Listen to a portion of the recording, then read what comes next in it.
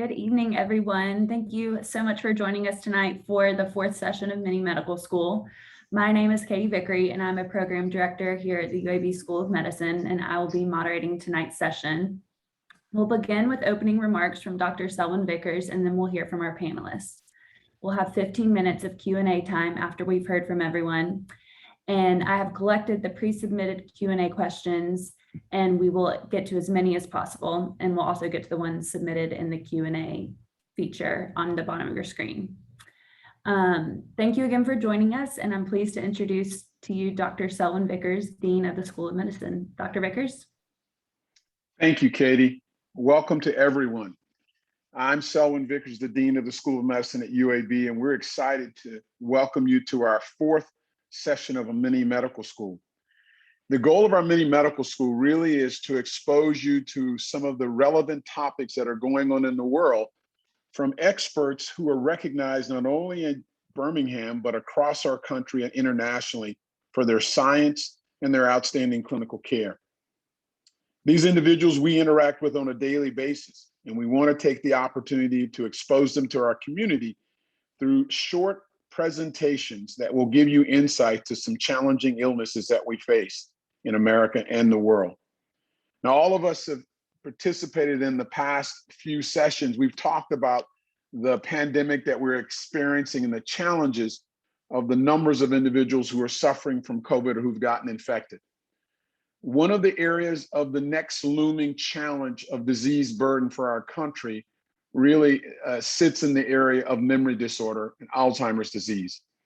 Some estimates that there are nearly 400,000 to 500,000 people annually who will have some memory loss.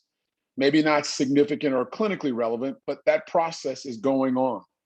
So we thought we would assemble a group of individuals who could help speak to us about that topic. Before I introduce them, though, I want to introduce the committee who have worked hard to put this together. Katie, thank you. So thanks to Dr. Sherry Cannon, who's here tonight, who's the chair of radiology, and we have two of her faculty speaking, Dr. McConaughey and Dr. Lappy, but Dr. Herb Chin, our chair of surgery, Dr. Jeannie Marazzo, who's our director of the infectious disease, our professor of emergency medicine and one of our vice presidents for the hospital, Sarah Nafzinger, who has been essentially our vaccine and testing czar for Alabama in the central region as well as for UAB. And Dr. Mike Sagg, who's become in many ways the COVID disease expert for the nation. We thank them for the hard work that they've done in putting together this team. Next slide. So our speakers tonight are really outstanding physician scientists who, as I mentioned, are really known globally as well as nationally for the work that they do from their research specialties and the clinical care that they provide. First is Dr. Eric Robeson, who's professor of neurology and director of the Center of Neurodegeneration and Experimental Therapeutics, who also in practice heads our Alzheimer's Center, a recent award that puts us in a fairly elite category of individual institutions that have multiple centers around neurological disorders, including movement and memory. Dr. Susan Lappy and Jonathan McConaughey came together from WashU, and they are a really compelling team that have grown our capacity to image through molecular imaging and developing of radioisotopes to image the brain and diseases in the brain that will help us hopefully have early detection of people with memory disorders, as well as movement disorders and cancers. And Dr. David Gelmacher, who is our director of the Division of Memory Disorders, an individual who has more patients than he can see in a lifetime who need to get in to see him because of this impending problem. We thank each of them for being here. We look forward to what they will share with us and to the questions that we'll answer afterwards. And I will turn it over to Dr. Eric Robeson. Thank you, Dr. Vickers. We are really delighted this evening to have a chance to share what I think are some of the really exciting advances in the field of Alzheimer's disease over the last few years. So just to give you a kind of a sense of where we're going tonight, before we get to the question and answer period, these are the topics that we wanted to hit on. I'm going to talk about these first two, give you a brief introduction to Alzheimer's disease, what causes it, how it's diagnosed, and then talk about this newly funded Alzheimer's Disease Research Center that Dr. Vickers just mentioned. Then Dr. McConaughey and Dr. Lappy will talk about PET imaging and Alzheimer's disease.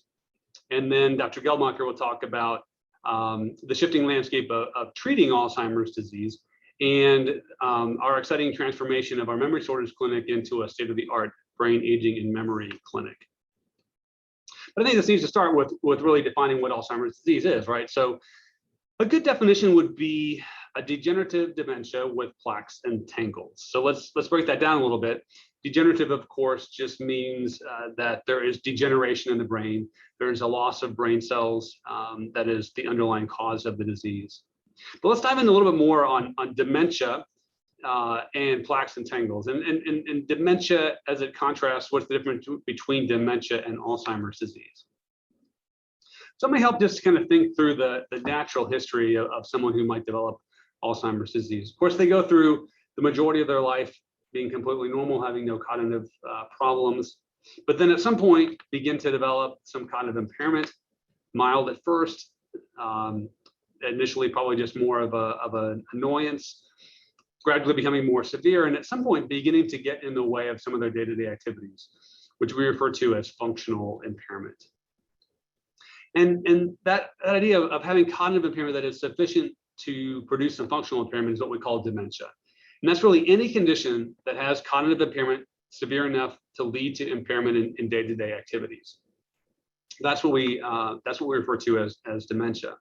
And of course, in real life, the lines here are not quite so stark, and a lot of what we spend our time in clinic is determining if or when someone has crossed one or both of these lines. But the important point is that dementia is not a specific disease, and can be caused by almost anything that can cause cognitive impairment of a significant nature that leads to also to functional impairment. So that could be a degenerative disease like Alzheimer's disease, but it could also be a stroke, it could be alcoholism, it could be head injury, it could be any of a number of different causes. Alzheimer's disease, on the other hand, is a specific disease. And the hallmark of Alzheimer's disease that makes it uniquely Alzheimer's disease are these plaques and tangles in the brain. These are microscopic lesions. And the important point there is that anytime you have plaques and tangles, you would meet the criteria for a diagnosis of this disease. And it doesn't have to be dementia. That can happen in this milder stage of the disease. And even as we're going to talk about in a little bit, even into these stages that are asymptomatic. I'll come back to that in just a moment. So what are these plaques and tangles? These really date back all the way to Dr. Alzheimer and the first case of Alzheimer's disease. So Dr. Alzheimer saw this patient, Augusta Dieter, in Frankfurt, Germany, around the turn of the last century. She was around age 50, had developed some memory loss, some language problems, some delusions and other psychiatric symptoms. And he cared for her, followed her for several years. And then when she died in 1906, he also did the autopsy. And this is what he found in her brain. All of the dark brown staining here on this microscope slide is abnormal. And we can divide this up into the plaques, which are circled here in red. And these are in the space outside of the neurons, between the neurons, in that we'll call the extracellular space. And then the tangles, circled in blue, which are filling up the brain cells or neurons, and thus take on the shape of a neuron.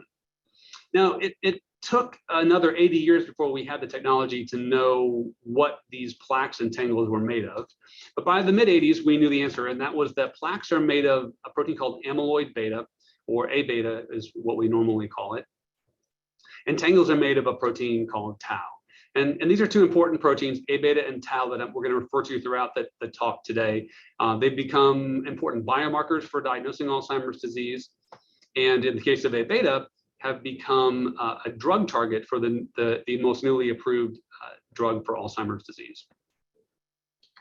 So what causes Alzheimer's disease?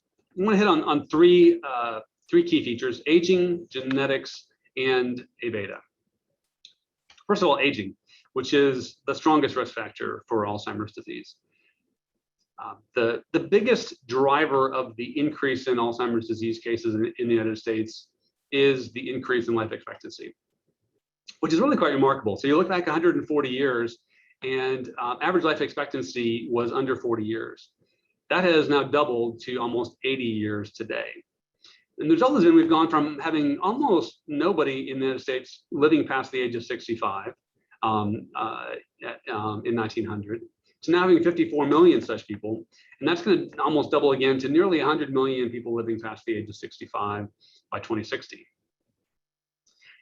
When you combine that with the fact that Alzheimer's disease is an age-associated disease, so you see the prevalence in the 60s, in the 70s, in the 80s, and in the 90s, you see we just have more people who are living into these ages at which Alzheimer's disease becomes very common. And that's really what's driving the Alzheimer's disease epidemic.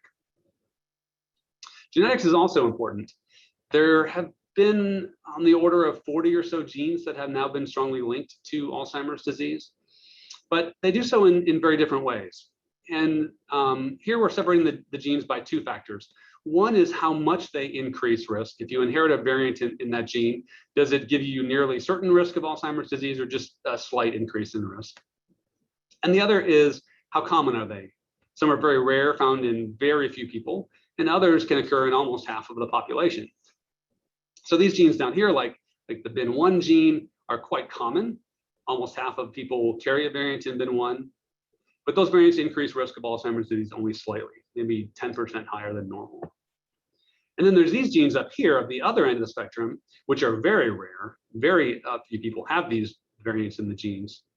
But if you do inherit a mutation in one of these genes, you are almost certain to get Alzheimer's disease, and it's probably going to be an early onset case of the disease, starting maybe as early as in your 40s.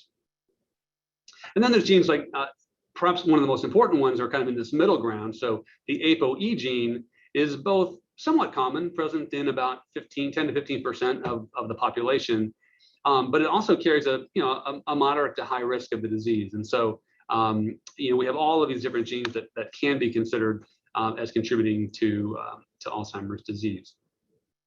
Finally, as a cause of Alzheimer's disease, A beta, the main that component of the plaques. This idea that A beta is a primary cause of Alzheimer's disease is called the Amyloid Hypothesis, and there's a variety of evidence for it. Some of it is genetic. So if we go back to look at these three genes that I showed you up here, all three of these genes that, although they're rare, when you inherit a mutation, they will cause the disease. All three of these genes drive the production of A beta. And if you inherit a mutation in these genes, it makes more A beta in the brain, and it makes the more toxic form of A beta in the brain. So, there's this strong genetic evidence. There's also evidence from animal models. If we express high levels of A beta in the brain, that causes not only plaques in the brains of these mice, but it causes memory deficits, it causes inflammation, it causes neuron loss, and other features of Alzheimer's disease. And then maybe most importantly is the clinical trial evidence. If you take drugs, if you manipulate A beta, if you reduce A beta, does that have a beneficial effect, which is what you would predict if it were an important cause of the disease. And we now are beginning to get some data from clinical trials of drugs that target A beta. And I'll leave that discussion for Dr. Geldmacher in just a few minutes. How do we diagnose Alzheimer's disease? This has been one of the most rapidly advancing aspects of our field. And we're really seeing a greater shift toward the use of biomarkers. I think that's the most important message here. We're shifting from Alzheimer's disease being a clinical diagnosis that is based primarily on a history. So if we would see a patient and get a history that there's some age-associated cognitive change that started gradually, that is being slowly progressive, gradually getting worse over the years, and we rule out some of the obvious other causes of cognitive impairment, that would be sufficient in the past and sort of up until the present day for a diagnosis of probable Alzheimer's disease. The change in where we're going to and getting to, almost today, if not in the very near future, is a reliance more on biomarkers. So with this clinical diagnosis, although I said at the beginning that Alzheimer's disease is defined by plaques and tangles, a clinical diagnosis has no knowledge of whether there are plaques and tangles in the brain. A biomarker diagnosis relies on measures that do give indication of whether there's amyloid plaques, tau tangles, or other aspects of neurodegeneration that are going on. So what are these biomarkers? Initially, spinal fluid was the best biomarker. Spinal fluid is the fluid that actually bathes the brain. We can obtain that from a lumbar puncture. And it has the advantage of actually giving an insight into what's going on in the central nervous system. The disadvantage, of course, is that most people don't want to have a lumbar puncture to get a sample of this fluid. So a lot of work went into developing blood-based biomarkers. The problem is that A beta and tau and these other markers that are normally in the brain are present at much lower levels in the blood. And so it required the development of much more sensitive assays to be able to get these blood tests. But we're now getting to that point, and I think in the very near future, we're likely to have clinically available blood testing that will give us much the same information that spinal fluid testing would give. And then, of course, we also have imaging-based tests, both MRI and PET scans, and you're going to hear more about that in just a second from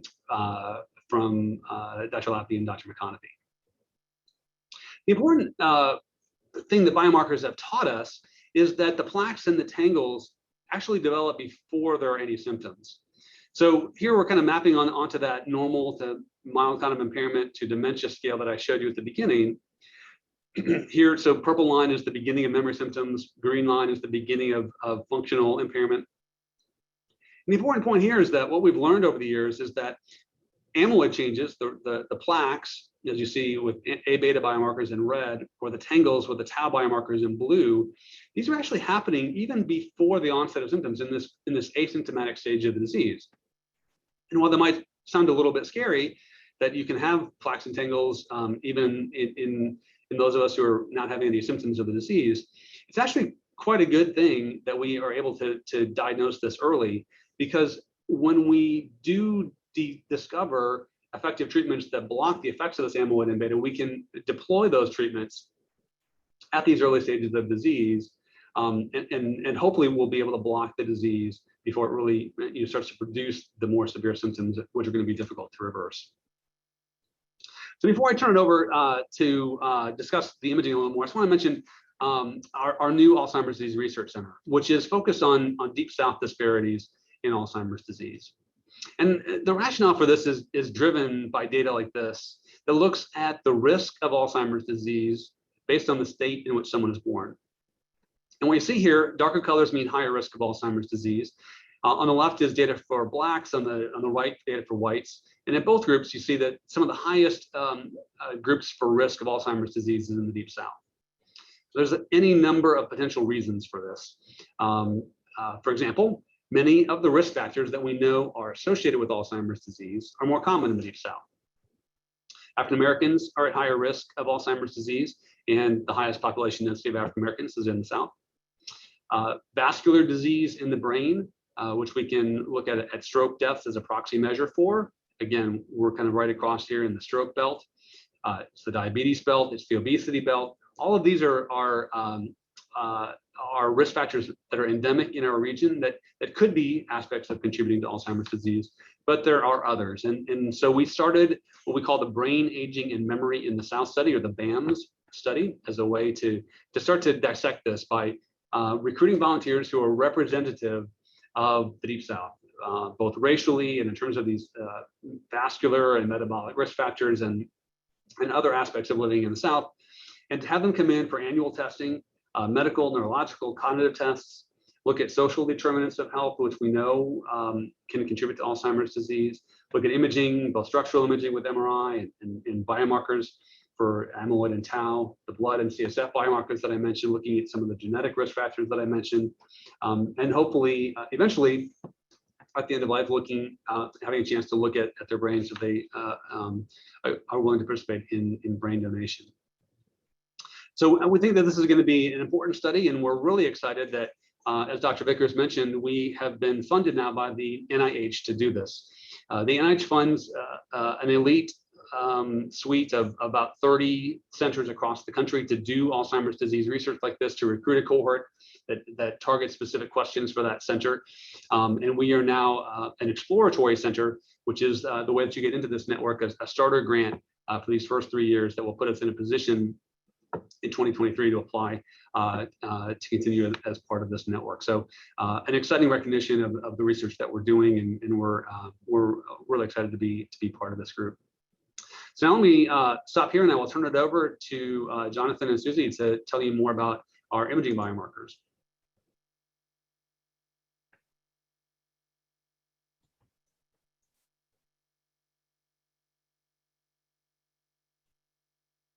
Great, thank you so much, Dr. Roberson.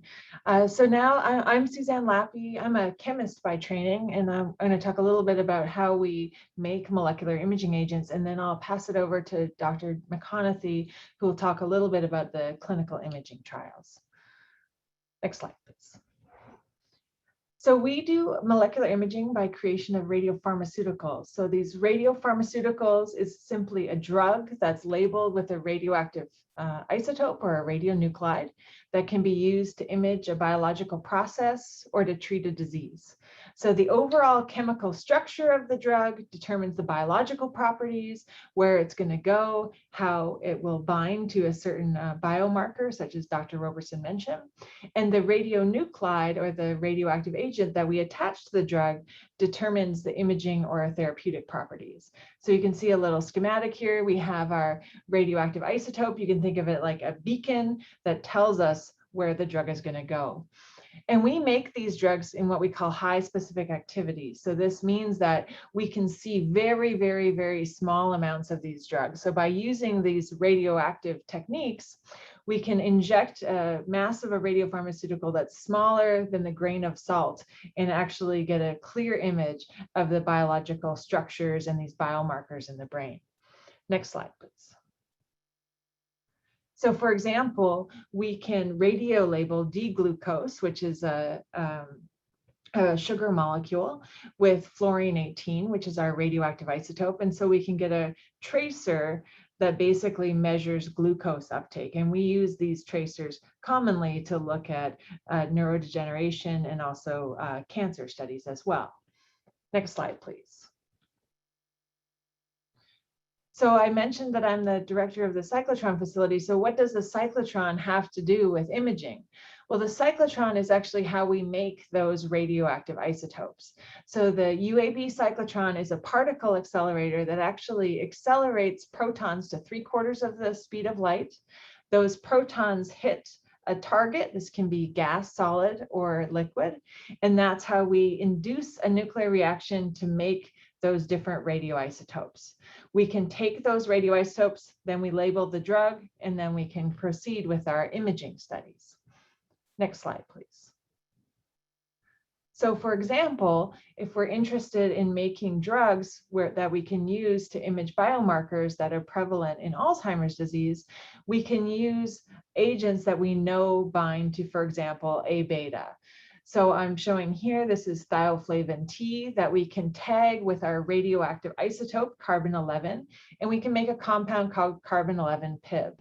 And so carbon-11 PIB binds to these A-beta plaques in the brain. And so we can use this to get an image of the density of the A-beta in the patient. And carbon-11 PIB at UAB and elsewhere has been used extensively in studies for amyloid plaque imaging. And then you can see the green slide here, which is very similar to the slide that Dr. Roberson showed, showing that we can use the non-radioactive version of this agent to stain slides to look for A-beta as well. Next slide, please. So our imaging facility and the radiopharmaceutical production facility is located in the Wallace Tumor Institute, so right in the middle of campus. And we have our PET MRI so that we can get images of the PET signal, and we can actually co-register it with MRI. So we can get images that show us the density of A-beta as well as the structure changes in the brain. We also have PET CTs that we can do similar studies with. And then down below, I show a photograph of our TR24 cyclotron, which is where we make all of our radioactive compounds that we use for imaging. Next slide, please. So the cyclotron facility and the radiochemistry laboratory, we do the isotope production with the cyclotron and develop the chemistry for new imaging agents. We can then characterize new radiopharmaceuticals, and then we translate them into clinical trials. So we can actually enable new clinical trials with new biomarkers that are important to Dr. Roberson and other treating physicians. We also support many ongoing existing clinical trials, and then we produce PET tracers for routine clinical use. Next slide, please. And now I'm going to pass it over to Dr. McConaughey, who will talk a little bit more about how we use these radiopharmaceuticals to better understand Alzheimer's disease. Thank you, Susie. Great introduction of the Cyclotron facility and its production capabilities. So yes, we're going to shift gears a bit and talk about how we use PET tracers in patients being evaluated for cognitive impairment and Alzheimer's disease. So this page shows a list of PET tracers made for human use in the UAB Cyclotron facility. Those in blue are primarily for brain imaging, and you can see amyloid and tau agents are on our list. And we'll focus on those mostly in a clinical context, but we're lucky to have access to a range of compounds for investigational and research studies as well. Next slide, please. So in order to form images from PET tracers, we use PET cameras, and these detect the radiation. And in a simple sense, we're looking at the location and the concentration of a radioactive drug. In this case, in images in the brain, looking at beta amyloid in the cortex. We can use PET MRI or PET CT systems, and we're lucky to have PET MRI, which allows us to acquire PET images and MR images simultaneously, which reduces the burden on our patients and our research participants. We're one of the few centers in the Southeast and the only in Alabama to have this, in large part through a philanthropic gift from the Stevens family. If we could have the next slide.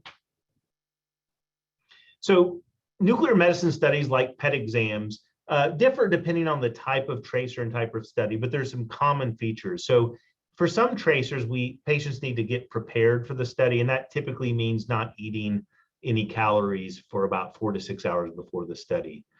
Patients and research subjects arrive at the PET center, they check in, we review the study.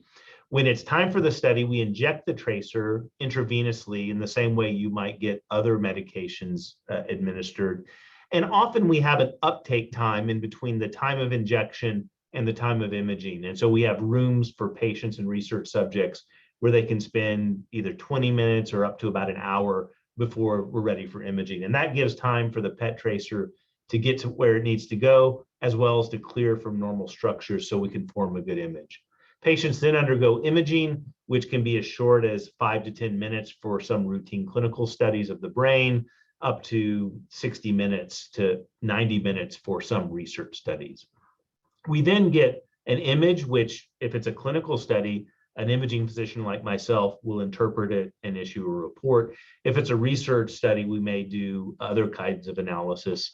And in the case of clinical studies, a report is generated, which is available to the referring physician, who's typically the one who discusses the results with the patient and family, because in addition to knowing what the imaging showed, typically patients want to know, well, what's the next step based on the imaging?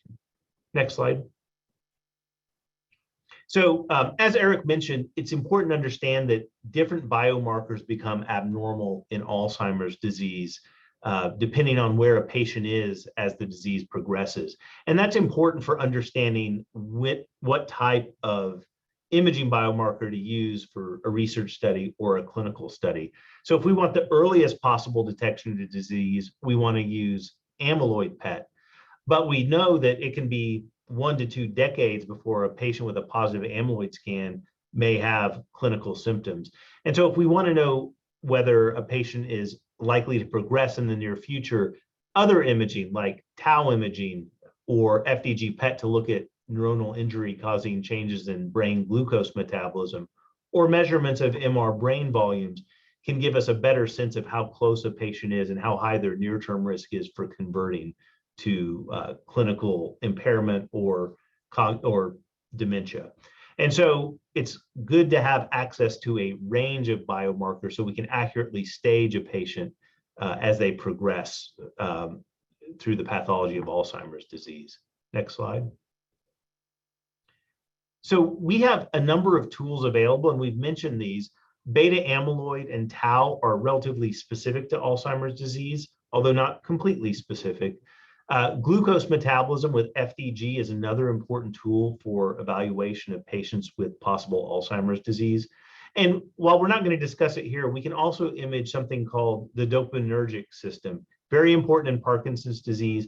and important in some other causes of dementia that can resemble Alzheimer's disease. And these are just the FDA approved clinically available PET tracers that we can use and issue reports for. There are a greater number of tracers that are under investigation and part of research studies. One of the limitations for clinical beta amyloid and tau is that Medicare doesn't currently reimburse these studies.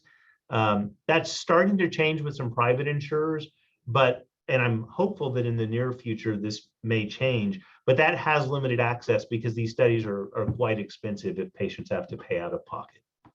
Next slide. So this is an example of two different Fdg Pet studies done in patients. We're looking at the brain as if from the surface and the side.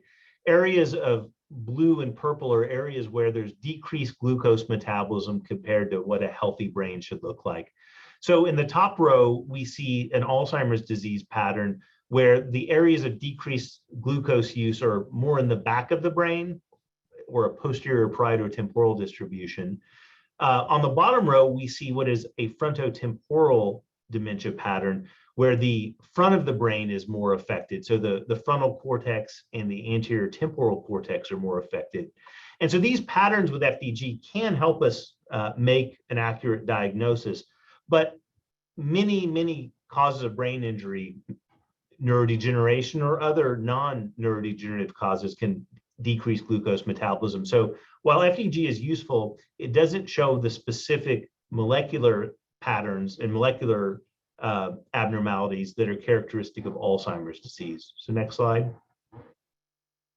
So what previously required autopsy after death is now able to be done while patients are alive. So again, we see these plaques and tangles that are the pathological hallmarks of Alzheimer's disease. But next slide.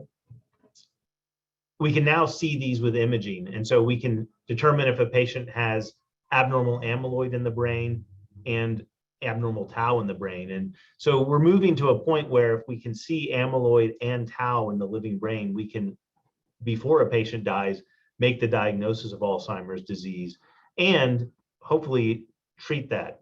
You know, this is an area of very active and some controversy, but I think the ability to do this while patients are alive is very important for research, and I think it's going to become increasingly important in routine clinical care. Next slide. So we're getting to a point where we can stage Alzheimer's disease from a patient who has no biomarkers of Alzheimer's disease, negative for beta amyloid, negative for tau, to patients who have evidence of Alzheimer's disease pathology, but are relatively early in the progression from start of pathology to onset of actual neurodegeneration. So an amyloid positive but tau negative patient, to patients who have both biomarkers, amyloid and tau positivity, and are, if they aren't already symptomatic, or at high risk for being symptomatic from Alzheimer's disease in the near future. Next slide. So I'd like to finish up with a case. This is a 64-year-old woman. She presented with mild stage dementia, and she had prominent language difficulties, such as finding the right word in a conversation.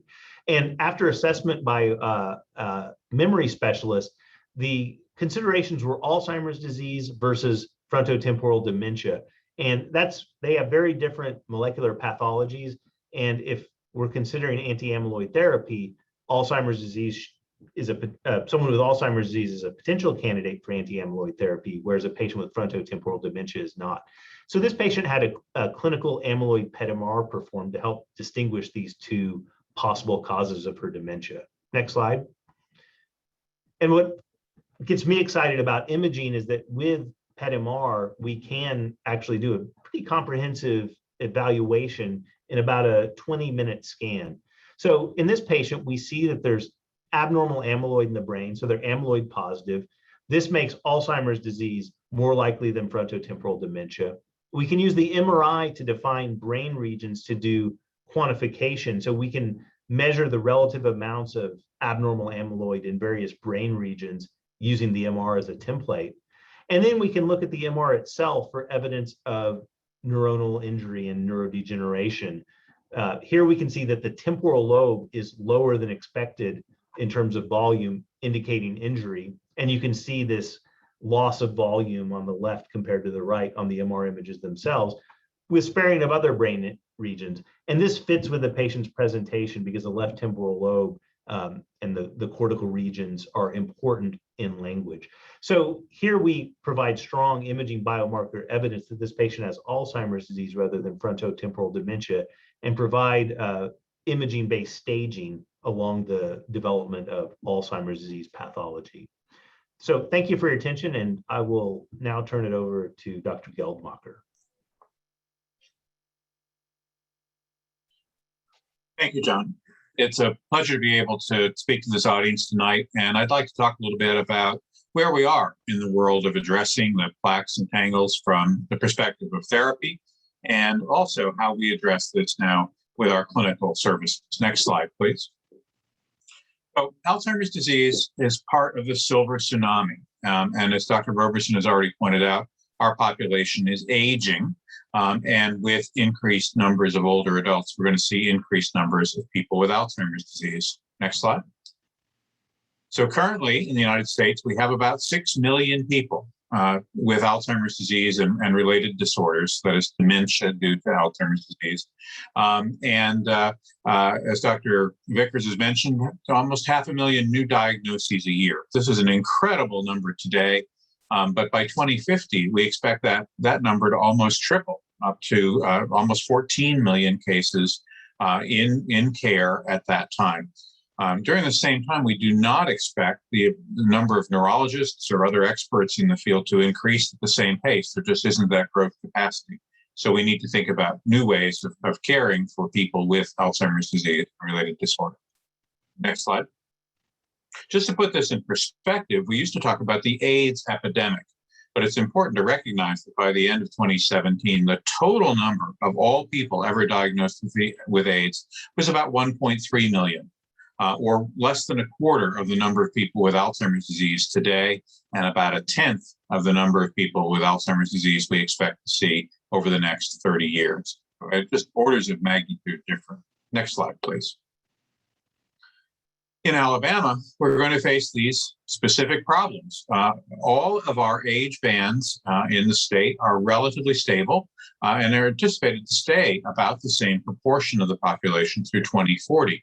But our oldest adults, those age 65 and older, are expected to grow by 62% by 2040. So those numbers of increasing numbers of Alzheimer's disease nationwide are going to be reflected here in our own state. Next slide.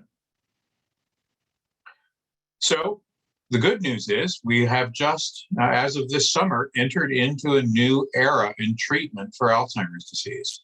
So the drug with the generic name Adjukanyumab, the brand name Aduhelm, was approved by the FDA on June 7th for monthly IV infusions. There are 2 other similar drugs that have been submitted for approval. The approval of this drug was based on its ability to remove amyloid plaques from the brain. And the graph on the right of the slide shows that over the course of a year and a half of treatment with the medication at high dose, that the plaques essentially were removed from the brain, and those individuals with placebo therapy during that same time, not receiving active drug, basically had a stable amount of amyloid in the brain. Now, the fact that the approval was based on reducing a biomarker like the brain amyloid levels rather than clinical effectiveness has been a source of controversy in the field, and we haven't completely settled this out. But this pathway, approving a drug on its biomarker activity, is common in cancer, and many of our most recent cancer drugs, in fact, move biomarkers without necessarily being tested to alter the course of the illness. Now, one thing about this is that this drug, the Adjukanyumab, is recommended only for treatment of mild cases of mild cognitive impairment or mild dementia. And in that ideal state, we may be able to slow progression of the illness by 20 to 25%. So if people are minimally impaired and able to maintain independence for a longer period of time, we count that as a success for this kind of therapy. Now, like any medication, there's always a risk, there's always a concern for side effects, and the safety concerns for Adjukanyumab are significant. About 1 in 4 people who received the drug had episodes of brain bleeding. Most of those were asymptomatic. About 40% of people developed brain swelling. And these are direct results of the way the drug works in the brain, pulling amyloid out of the brain tissue, pulling amyloid out of the blood vessels, both increase the risk for these side effects. But as stated, the majority of these events are mild or completely asymptomatic. And looking at risk versus benefit, I think there's a real chance for benefit for a lot of people from this kind of therapy. Next slide, please. As I mentioned, because of the risk for side effects, we do have to pay careful attention. So in the clinical trials and in the recommendations for clinical therapy, we need to establish ahead of time whether there's been any brain bleeding. And if symptoms emerge, we would need to get an MRI to look for swelling or bleeding. And then MRI again at 6 months and 12 months into therapy. During this time, the dose of the medication at monthly intervals would be increased. And we finally reached that maximum dose, or what we believe to be the maximally effective dose, at 7 months into therapy. So it does take a while to build this up. We at UAB were a site in the clinical trials. And so our team does have experience with administering this medicine and monitoring for the side effects, which puts us in a good position to be a treatment center as time moves forward.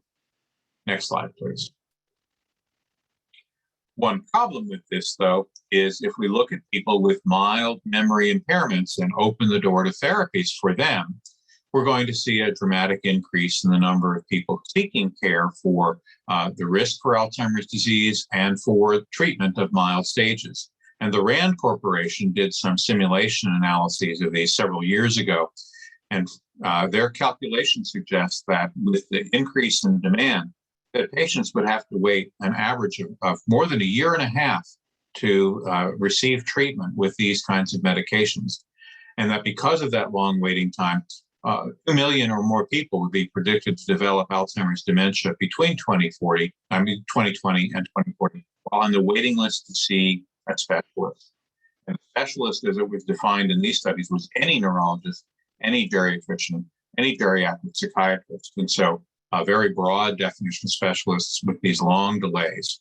So we need to have a plan for addressing this kind of increase in demand as these medicines move forward into the clinical space. Slide, please.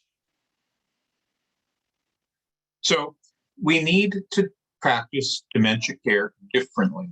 And simply adding more neurologists won't meet the demand. We can't produce neurologists as quickly as our population will produce people with Alzheimer's disease and mild cognitive impairment. So we can't just do more of what we've already been doing, but we have to change system-wide throughout the UAB health system how we approach dementia care. So we need to optimize technologies for cognitive screening and testing outside of clinic. Computer-based testing at home, for instance, to assess whether memory performance is normal for age. And our Alzheimer's Disease Research Center is conducting this exact kind of testing and research right now. We need to empower and equip our primary care providers for better dementia care. Right now, dementia and Alzheimer's disease are daunting propositions for an internist or a family medicine specialist without those years of training in neurology and in cognitive performance. We need to do a better job of training our physicians, as well as our advanced practice providers, like nurse practitioners and physician assistants. We are cooperating with the nursing school now to develop expertise in advanced practice providers for dementia care for placement into community hospitals and primary care practices and the like. We also have to do a better job with other causes of memory loss, things like depression and sleep impairment and pain. We've already taken the steps to expand our social work and case management programs for people with dementia for the purpose of caregiver support. And all of these are useful and necessary for optimizing dementia care. Next slide, please. One thing we want to do is to think about dementia and its impact on the family, because most people with dementia will receive their care in a family setting. So we want to enhance our interdisciplinary focus, looking at the various roles of different professionals, physicians, nurses, nurse practitioners, social workers, therapists, and the like. We want to emphasize the quality of life of the person with the cognitive impairment, as well as the quality of life of the families that supports them. And therefore, we need to understand and be able to react to variability in family care needs. Different families have different financial and emotional resources, and we need to tune our care to that. This is moving beyond the biology of the disease and into the social needs of the people who face the disorder. Next slide, please. So what are the benefits to interdisciplinary dementia care? We know that people want to see an expert physician, but sometimes a physician isn't the person in the right position to provide the best care. We have a team of professionals in interdisciplinary. Next slide, please. And research has shown us that when a team approach is taken, a disease management approach with multiple professionals, that care improves. We see better adherence to treatment guidelines, almost doubling the adherence to treatment guidelines. Quality of care over 21 and 23 guidelines was improved with this interdisciplinary approach. We have people better able to use community services and resources, and we can improve the quality of the life of people affected by the disease and by their family members. Next slide. We know that when care is effectively delivered, it makes a difference. One of the things that many people with Alzheimer's disease and their families want to avoid is nursing home placement. And we know that intensive social interventions can delay or reduce nursing home placement, as well as persistent medical interventions, even with our older therapies, like the cholinesterase inhibitor drugs that have been around for 25 years now. So effective, persistent care provides better outcomes. Next slide. So in our revised interdisciplinary memory clinic, what we're calling the Brain Aging and Memory Clinic, our goals are to improve timely access and quality of care for patients. People, before we made these changes, were waiting up to a year or more to see our physicians, and we can accelerate that process now. As I mentioned, we want to support training for new expert clinicians in dementia care through collaboration with our School of Medicine and our students here, our Department of Neurology, as well as with the School of Nursing. And we want to support our primary care colleagues in initiating care paths so people can get a pathway toward better memory care started even before seeing a specialist. So we don't have the ability to increase our net number of neurologists yet. We're certainly working in that direction, but that's a long-term plan. But in the short term, we have doubled our nurse practitioner cohort to 4 nurse practitioners. We have 3 nurses who operate in the clinic, 2 case managers, 2 social workers, a pharmacist, and pharmacy technicians. And across this scope of expertise, we think we can provide better care, and we're already seeing better access to our service.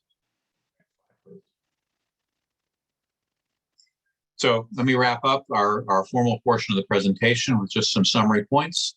As Dr. Roberson has noted, Alzheimer's disease is biologically complex, and there are genetic and lifestyle and general health conditions all contribute to the risk and expression of Alzheimer's disease. It's a public health challenge.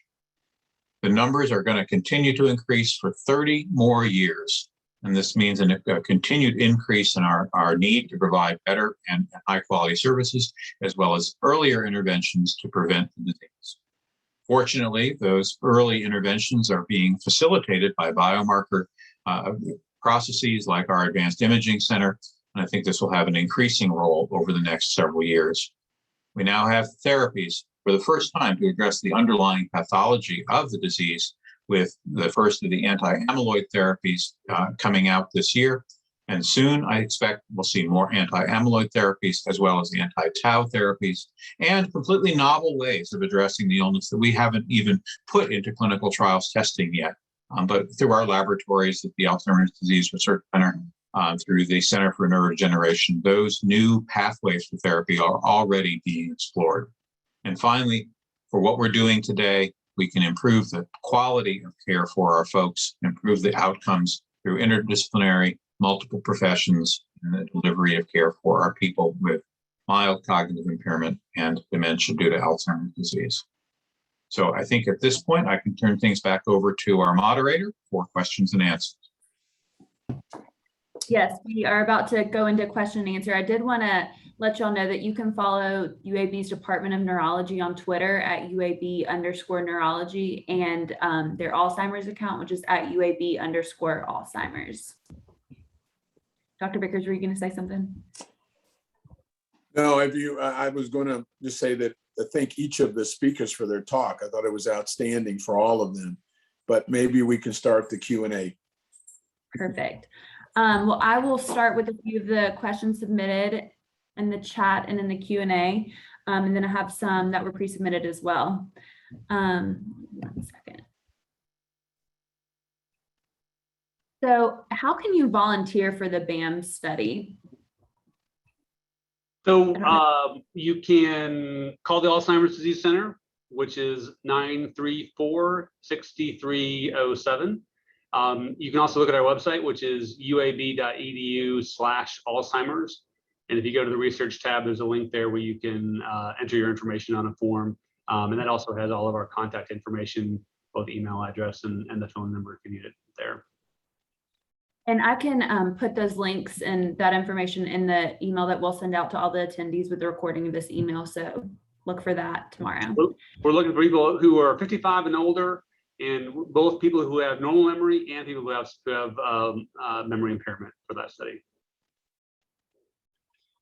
Perfect. Can you discuss, any of you, the symptom differences between Alzheimer's and dementia? I can take that. What we're talking about, and I think Dr. Roberson pointed out this very well, Alzheimer's disease is a disease of the brain, a specific set of biological processes.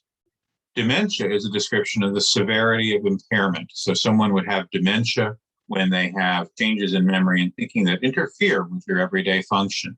There are dozens of diseases that can cause dementia. And that's what we do in the memory clinic, is we work up folks for those processes. We look for stroke, for vitamin deficiencies or hormone changes that might be leading to cognitive impairment and dementia. Sometimes, using things like the PET scans and other biomarkers, we can determine that Alzheimer pathology is the cause of dementia. So it's not a either or. It is dementia is the result of Alzheimer's disease, or dementia is the result of strokes.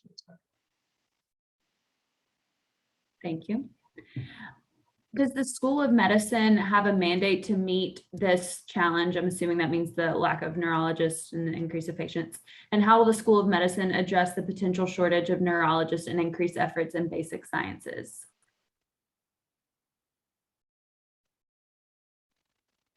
So our Department of Neurology trains 9 neurologists a year through our residency program.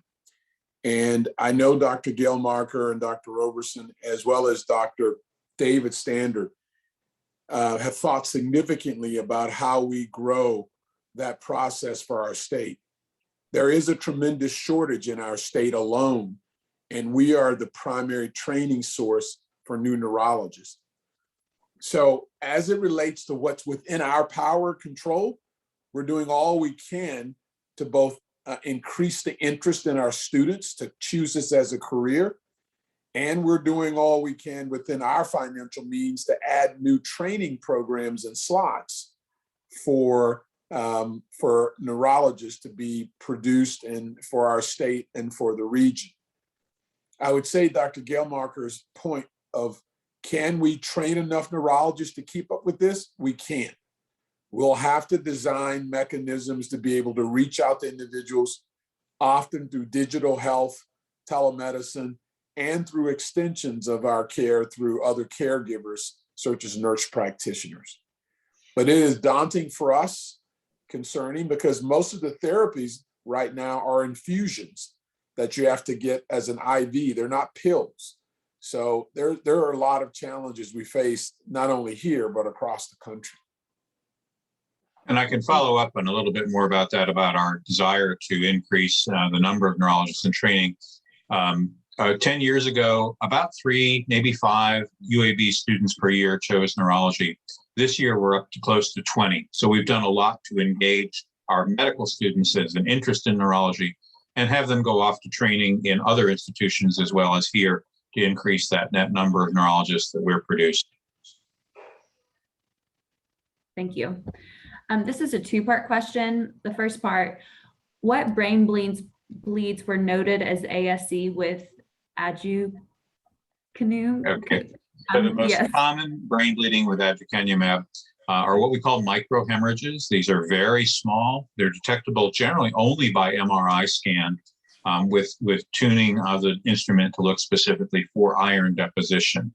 As I said, the majority of those events were asymptomatic.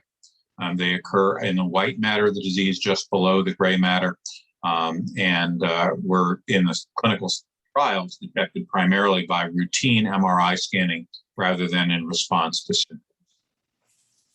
Thank you. And then the second part, is there basic advice for families asking for genetic counseling when a parent has Alzheimer's? I can take that one. When I talked about the genetic risks for Alzheimer's disease, but really the ones that really go directly from parent to child and hit every generation are quite rare. I think it's something to talk about at a clinic visit with the physician about whether genetic testing is warranted. We don't generally do a lot of it. We do have a research protocol for early onset forms of dementia, or the more uncommon forms, to be able to look into that. In a more later onset form, the yield tends to be low. And the important thing to remember is that Alzheimer's disease is really common. And that, so it doesn't mean that everybody who gets Alzheimer's disease has a genetic cause and that's going to be handed down to their children. In fact, that sort of transmission from parent to child is relatively rare, especially if the age of onset for the disease, is in the more typical, 70s and 80s for typical Alzheimer's disease. But it's, talk about it with your physician is the answer, and have a personal discussion for given the information in a specific family about whether testing is warranted. Thank you. Dr. Roberson, this might be another question for you. Does UAB have a program that trains the family caregivers on how to deal with dementia at home? Yeah, actually, I'm gonna. That's actually more Dr. Geldmacher's specialty. So I'm gonna turn that one back over to him. So we do not currently have a family training program. There are support agencies out in our community, Alzheimer's of Central Alabama, that does a lot of work with families facing Alzheimer's disease. Support groups are often a great source for that. We would like to expand into that caregiver training. Funding that sort of program is a significant challenge. It's not something that typically health insurance pays for, and the professional staffing is expensive. But yes, ideally, we would like to be able to create classroom type training for caregivers as part of our memory clinic program. That's an aspirational goal right now. But in the meantime, Alzheimer's of Central Alabama and the Alzheimer's Association are places where caregivers can earn for training and support in the caregiving role. I will add that, Dr. Geldmacher talked about the fact that we've doubled the number of nurse practitioners in our clinic. And a lot of what our nurse practitioners are able to do is provide coaching for caregivers, in those situations about how to deal with all the day-to-day life situations that come up. So it's handled more on a sort of a coaching basis in clinic, but it is an important aspect of what, one important benefit of that team approach, and what our nurse practitioners can provide. Thank you. Is there anything that can be done to prevent Alzheimer's? There are several things in terms of lifestyle that we recommend that have been shown at a group level to reduce the risk of Alzheimer's disease. Probably the most important is physical exercise, combining some combination of aerobic, doing something that gets your heart rate up, going for walks or going to the gym on exercise equipment, and some weight work to build up the amount of skeletal muscle. Staying mentally active, and being engaged with other people in creative activities and things like that. Eating a healthy diet, keeping your blood pressure controlled, and getting good sleep. Those are all the different kinds of things that we kind of coach people through. These are probably effective even if you are starting to have some memory problems, as ways to slow that down, but also proven as some of the best things that all of us can and should be doing to reduce our risk of age-related cognitive decline. Thank you. How do you take care of someone who lives alone and refuses to acknowledge their illness? Well, there's no simple answer to that. Inability to recognize impairment is typical in Alzheimer's disease. It's one of the clinical characteristics that help us recognize AD. What we try to do is to make sure that we optimize the family's ability to maintain that person's safety and nutrition. They don't have to acknowledge that they're impaired, but we do want to make sure that their impairment is not something that's going to put them or their neighbors at physical risk But these are highly individualized. There isn't a generic, this is what you do every time when someone doesn't understand that they have memory loss, and that memory loss interferes with their independence. Thank you. Are there any medications or foods that you would recommend avoiding in young patients, 20s and 40s long-term? Artificial sweeteners, other types of drugs? So there's no known links between medication exposure and development of Alzheimer's disease. There are medicines that people take that can interfere with cognitive abilities, and the longer you take them, the more interference they may have. Alcohol is the perhaps most prominent contributor in that equation, but medications such as narcotic pain pills, chronic anti-anxiety treatments in the Valium class of medicines, and some of the anti-allergy type medicines like diphenhydramine or Benadryl is the brand name, in chronic use increase the risk for developing dementia. So yes, there are medicines that should be avoided. Basically, those medicines that suppress brain function increase the risk for developing memory loss and dementia later on. Thank you. And we can wrap up with 2 last questions. Are there any oral therapies in development? Yes. So oral therapies are our holy grail, if you will. We know that in terms of cost effectiveness and ease of distribution and ease of maintenance of therapy, that we need to move in that direction. It has been a troublesome line of development, and the last set of drugs that we looked at for oral therapies to prevent the onset or progression of Alzheimer's disease actually did not work. And so we're looking at alternative pathways. Our laboratories, such as Dr. Roberson's laboratory and Dr. Prisco's laboratory, are looking at mechanisms that might be amenable to oral therapy, but those are still in the distant future. Thank you. And does dementia affect glucose metabolism, hypoglycemia or hyperglycemia?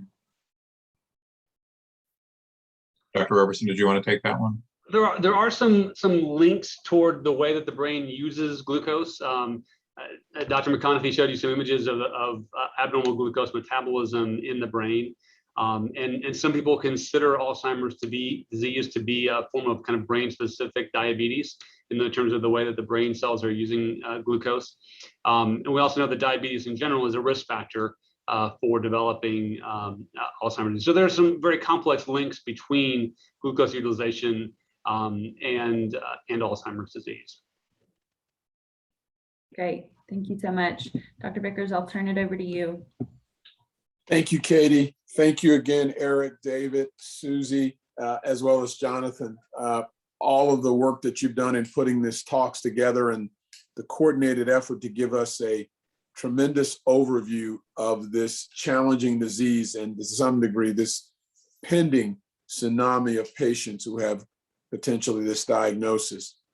I would say that would let you know that the NIH and federal government over the next year on an annual basis are putting close to 2 to 3 billion in memory and neurological research.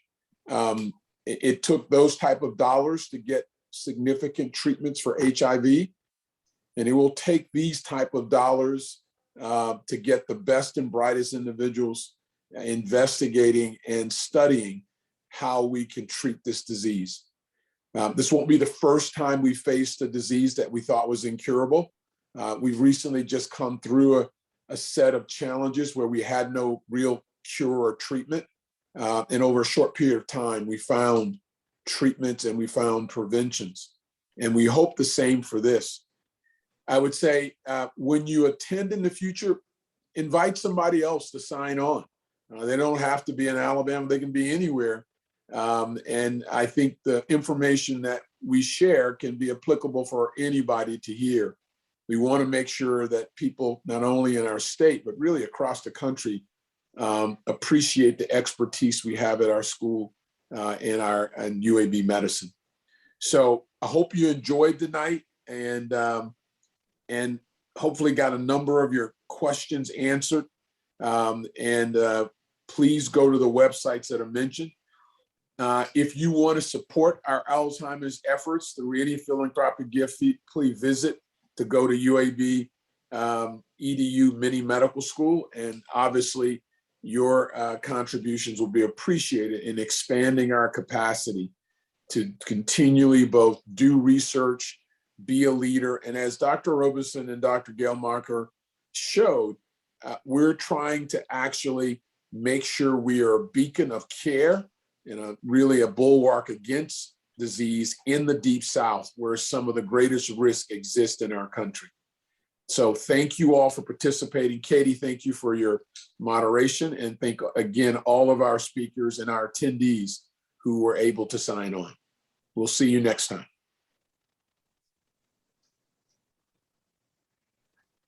Thank you all.